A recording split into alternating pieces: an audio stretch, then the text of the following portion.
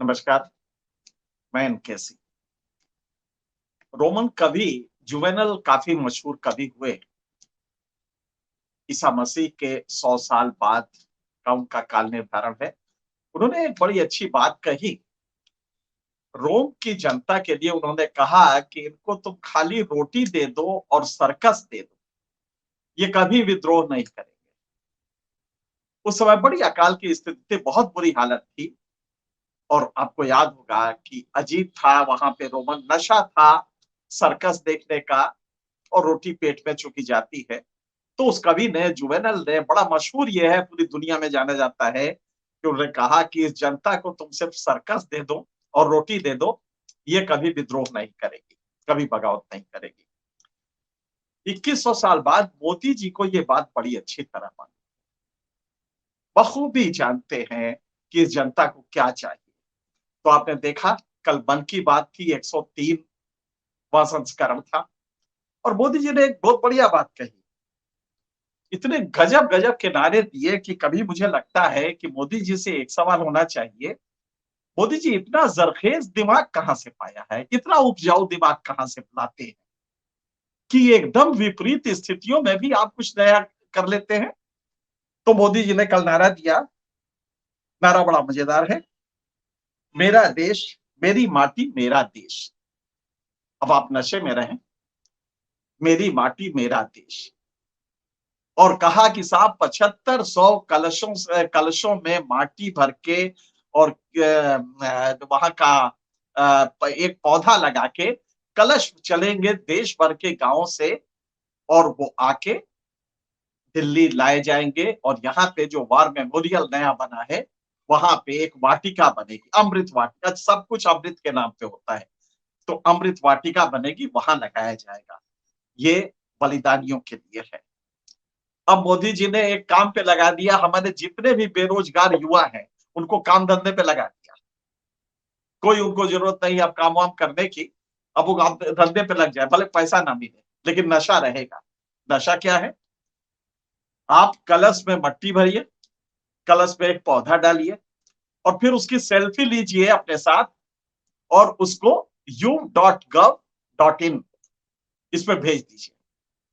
कितना काम है? 40% जिस देश में युवा बेरोजगार है, और आप जानते हैं काम करने की उम्र जो होती है वो 15 से 55 साल मानी जाती है, और इस वय अवस्था में 100 करोड़ लोग हैं कुल, 102 करोड़ जो ताजा आंकड़े आए हैं। 102 करोड़ लोग में 40% बेकार हैं। मतलब कि 40 करोड़ इस देश का, और उसमें मेजॉरिटी कौन है? वो युवा है।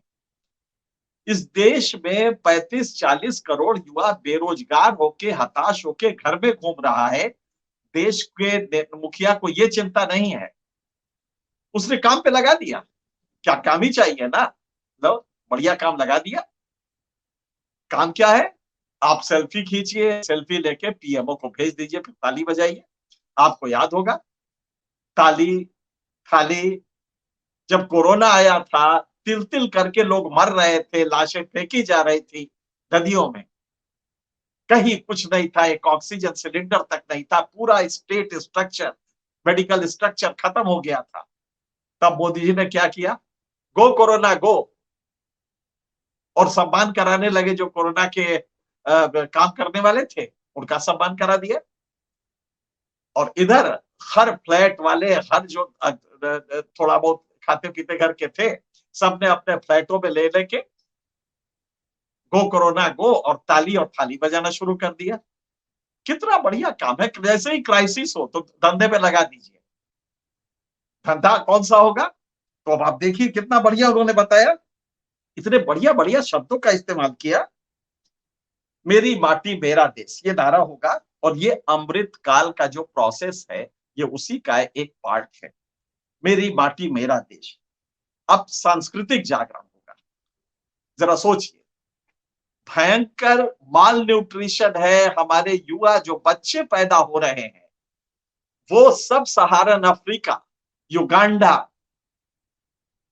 वगैरह वगैरह, इस तरह के जो देश हैं, उसके बराबर पे खड़े हैं वो बच्चे, क्योंकि उनको न्यूट्रिशन नहीं मिल पा रहा है, नाटे हो रहे हैं, स्टंटिंग, वेस्टिंग, ये चाइल्ड वेट एट बर्थ ये कम है। ये तीनों फैक्टर हमारे कम हैं, हम कहीं भी नहीं है।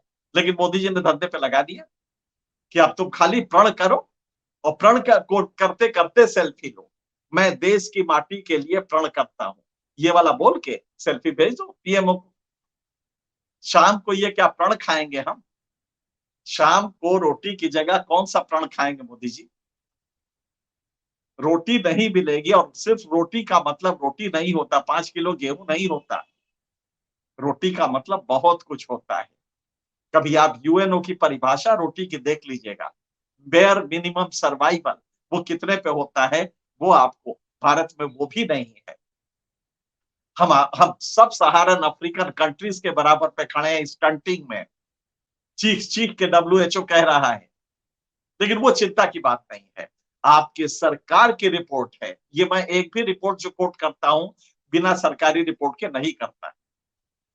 ये सरकार की रिपोर्ट है आपके कि मिनिमम एक्सेप्टेबल न्यूट्रिशनल लेवल,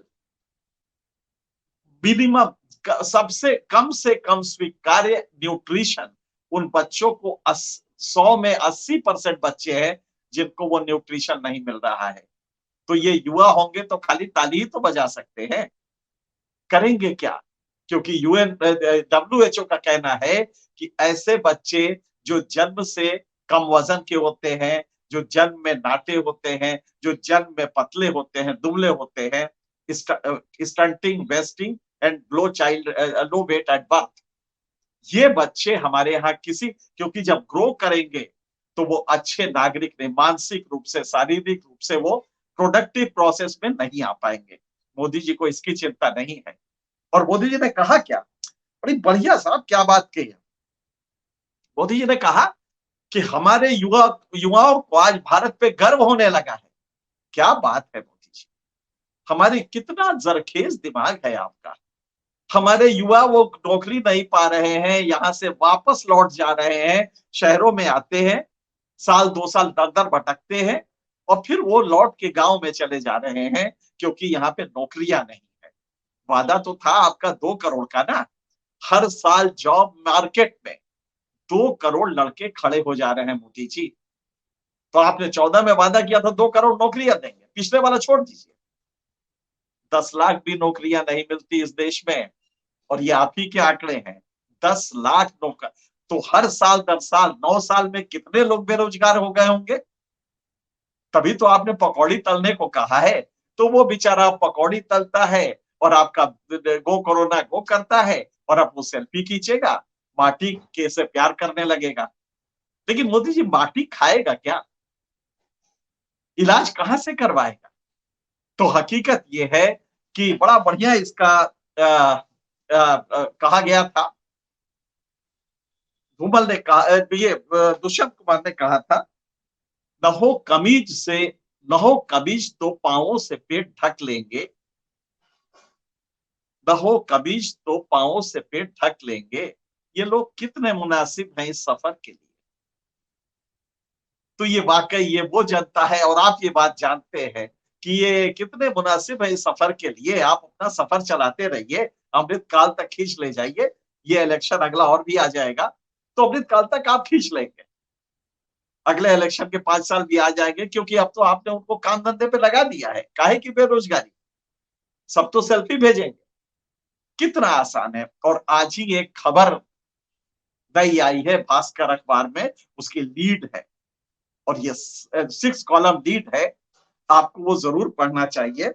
उसमें कहा गया है कि साहब, आम चुनाव का जो साल होगा 2024, अगला साल, वो धर्म का साल भी होगा। जरा सोचिए, वो जो काल होगा वो धर्म का भी साल होगा, धार्मिक साल उसको कहा जाएगा, क्योंकि चुनाव है ना। 80% हिंदू है तो धार्मिक साल तो होगा ही मोदी जी।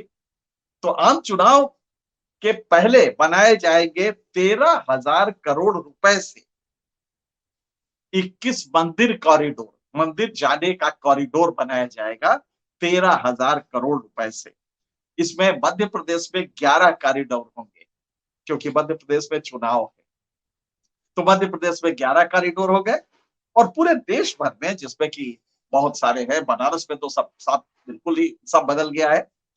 तो ये धार्मिक साल होगा, और इसमें ये कॉरिडोर बनाए जाएंगे। इसकी शुरुआत अयोध्या से होगी। अयोध्या का आपने डेट का याद है, 26 जनवरी 25 जनवरी डेट भी दे दी गई है। तो अब ये धर्म का शुरू हो जाएगा। और बड़ा बढ़िया कार्ल मार्क्स में कहा था, religion is opium of the masses. धर्म अफीम की तरह होता है। तो मोदी जी जो ये वाला धर्म, दरअसल आपने धर्म में शांति भी होती है। धार्यते इति धर्म, जो सबको धारण करे वो धर्म है। लेकिन आप वाला धर्म दूसरा होता है, वोट के लिए होता है। लिहाजा अस वर्सेस देम का धर्म है, हम बनाम वो। तो आप वाला धर्म बनाम वो वाला धर्म, जो दूसरा वाला है। अब हम कहे काहे को, जनता इतनी तो समझने लगी है कि दूसरा वाला कौन सा होता है। तो धर्म है। आप देखिए, कॉरिडोर कहीं नहीं, मंदिरों के लिए कॉरिडोर बनेंगे, ताकि 80% के में से कुछ तो वोट दे ही दे। 35 तो देते ही है ना 100 में। जो लोग वहां आते हैं उसमें 35-37% तो देते हैं ना। तो अगर 80 से करेंगे तो करीब 30% हिंदू तो वोट दे ही रहा है। जो हिंदू वोट देने जाता है उस पे 100 में से 30% कम से कम दे ही रहा है ना। तभी तो 37% ओवरऑल होता है। तो हकीकत यह है कि आपकी ये कोशिश होगी, अब नई कोशिश होगी कि धर्म से फिर से कंसोलिडेट किया जाए। तो हो गया, अब सेल्फी लगाइए। और उसके बाद धर्म के उसमें जाके, कार्ल मार्क्स बहुत समझ, 170 साल पहले उसने कहा था कि religion is opium for the masses. तो जो होशियार होते हैं, मोदी जी ऐसे जरखेज दिमाग के लोग होते हैं, वो धर्म का इस्तेमाल कितनी खूबसूरती से करते हैं। चुनाव आया, कितने 21 मंदिर कॉरिडोर्स बनने लगेंगे। अब देखिए 13,000 करोड़ है, तो कितना पड़ा, सैकड़ों करोड़ हर कॉरिडोर पे लगेंगे। सड़कें बनेंगी, सरकारी सुविधाएं होंगी, और कुल मिला के लगेगा कि हम बहुत, और क्या चाहिए। लेकिन मोदी जी ये आप नहीं समझ रहे कि वो जो बच्चा पैदा हो रहा है, डेमोग्राफिक डिविडेंड आपने कहा था, वो काल 2017 से शुरू हो गया और 2035 में खत्म भी हो जाएगा। और आज भी जो बच्चा पैदा हो रहा है वो ठूंठ हो रहा है, दुबला हो रहा है, उसका वेट कम है बर्थ में। लिहाजा वो अच्छा नहीं हो पाए, प्रोडक्टिव प्रोसेस में नहीं आ पाएगा। लेकिन आपको दर्द इसका नहीं है। दर्द ये है कि किसी तरह से इनको 2024 का चुनाव में मतदान करे तो ठीक ठाक करे, अपने फेवर में करे। लिहाजा ये नया सोचा है। तो ये हो गया। अब दूसरा, उसके बाद देखिए क्या क्या चीजें आपने इस्तेमाल की इस पूरे क्रम में। अमृत काल है, तो अमृत वाटिका बनेगी। पिछले साल हर घर में तिरंगा फहरा था, याद होगा। अब की बार भी मोदी जी ने ऐलान किया है। तो वो पेट पे कपड़ा बांध के वो गरीब अब तिरंगा फहलाएगा। और फहलाएगा कैसे, तिरंगा फहराएगा नहीं तो पड़ोसी जो उसका भक्त है वो कहेगा नहीं कि तिरंगा फहराओ। तो दबाव भी डाला जाएगा कि तिरंगा फहराओ। सब किस तरह से हो रहा है, आप देखिए कितना जरखेज दिमाग है हमारे देश के प्रधानमंत्री का। बेरोजगारी है, चलो लग जाओ काम पे। और काम पे वो पूरे लगे हुए हैं। तो अमृत काल में तिरंगा फहराएगा, तो अब की बार भी फहराया जाएगा। और ये सांस्कृतिक जागरण का एक स्वरूप होगा। हम विरासत भी अंगीकार करेंगे। मोदी जी वो मणिपुर वाला विरासत भी अंगीकार करेंगे क्या, जहां औरतों को नंगा करके सड़कों पे घुमाया गया और बाद में बलात्कार किया गया, उनके भाइयों को मार दिया गया। ये वाली संस्कृति भूल गए तो मेरे ख्याल से कौन सी संस्कृति अंगीकार करेंगे। मोदी जी ने कहा सोशल मीडिया पे साहब अद्भुत ट्रेंड है। हमारे युवाओं का भारत के प्रति जबरदस्त गर्व है। जी हाँ, क्यों नहीं होगा, भारत के प्रति गर्व है। और उधर आप जो आप कर रहे हैं वो लेके वो गांव में बैठ जा रहा है क्योंकि रोजी रोटी नहीं है। ये कौन सा युवा है जो सोशल मीडिया पे गर्व कर रहा है, और कौन सा है जो गांव में जाके बैठ गया है, रोजी रोटी नहीं मिल रही है। आप ही की रिपोर्ट है ना, ये एनएसएसओ की रिपोर्ट है, जिसमें कि 40% गरीबी है। और उसमें भी जो जॉब चाहने वाले हैं वो वापस लौट रहे हैं तेजी से। मोदी जी आपको एक आंकड़ा और बता दे जो आपका है, लेकिन अब आप छुपाते हैं। जब से आपका शासन आया है पिछले 5 साल से एनसीआरबी ने देना बंद कर दिया है, लेकिन आंकड़े तो मिल ही जाते हैं। हम 25 साल से 30 साल से ट्रैक कर रहे हैं। एक आंकड़ा और भी है, पिछले 30-32 सालों में लगातार इस देश में 37 मिनट पे, हर 37 मिनट पे एक किसान आत्महत्या करता है। पिछले 32 सालों से हर रोज 2055 किसान खेती छोड़ के नोएडा में और शहरों में आके मजदूरी करता है। ये आंकड़ा है मोदी जी। और देश की माटी पे गर्व करना तो छोड़िए, वो देश के माटी छोड़ के आ जाता है क्योंकि वो माटी उनको कुछ नहीं दे रही है। रूरल इकोनॉमी आपने तबाह कर दी है। डिलीबरेट अटेम्प्ट है। आज गेहूं का दाम बहुत अच्छा उनको मिल सकता था। इंटरनेशनल मार्केट में गेहूं महंगा हो गया है, लेकिन 2 साल से आपने गेहूं का एक्सपोर्ट रोक दिया है ताकि इंटरनल मार्केट में गेहूं की महंगाई ना बढ़े, वरना चुनाव है, लोग बड़ा हंगामा करेंगे। तो आपने गेहूं का दाम नहीं बढ़ने दिया, चावल का एक्सपोर्ट रोक दिया क्योंकि चावल के दाम बढ़ेंगे। आप ही तो कहते हैं ना कि चावल हर गरीब को मिल रहा है, तो जब दे रहे हैं तो दाम बढ़ने दीजिए, वो तो ऊपर वालों के लिए होगा। लेकिन नहीं, मिडिल क्लास को नाराज कर देंगे तो वोट कहां से आएगा? यही तो थाली ताली में बजाता है। तो आपकी कोशिश ये है कि किसी तरह इनको अफीम के नशे में डाल दो। ये नया वाला नशा है जिसमें कि अब आप देश की माटी, देश का गान करेंगे और उसकी सेल्फी बनाएंगे। 7500 कलश आएंगे। मैंने कल भी कहा था, आज भी कह रहे हैं, मोदी जी एक कलश मणिपुर के उस गांव से मंगा लीजिएगा जहां वो 2 महिलाओं का के साथ क्या क्या हुआ था, उस गांव से भी आना चाहिए। मेरे ख्याल से तभी असली सांस्कृतिक विरासत हमें समझ में आएगी कि हमने कहां लाके इस देश को खड़ा कर दिया है। तो अगर सच में है तो या तो हम इसको बदलें, और कौन बदलेगा? आप तो मणिपुर के बारे में चर्चा भी नहीं कर रहे हैं। आपने मणिपुर के बारे में एक शब्द, देश की माटी आपको याद है, सेल्फी लेना सारे युवाओं को बता रहे हैं कि सेल्फी लेके भेजो, लेकिन युवाओं को ये नहीं बताया कि महिलाओं की सम्मान कैसे किया जाए, उनके इज्जत की रक्षा कैसे की जाती है। वो उनके कपड़े उतार रहे हैं वहां पे मणिपुर में, और आपने एक शब्द भी नहीं बोला। जाना तो छोड़ दीजिए। बहरहाल हमें लगता है कि हमारी जो जनता है, हमारे जो व्यूअर्स है, ये आप सबको बताइए कि एक नशे में डाला जा रहा है।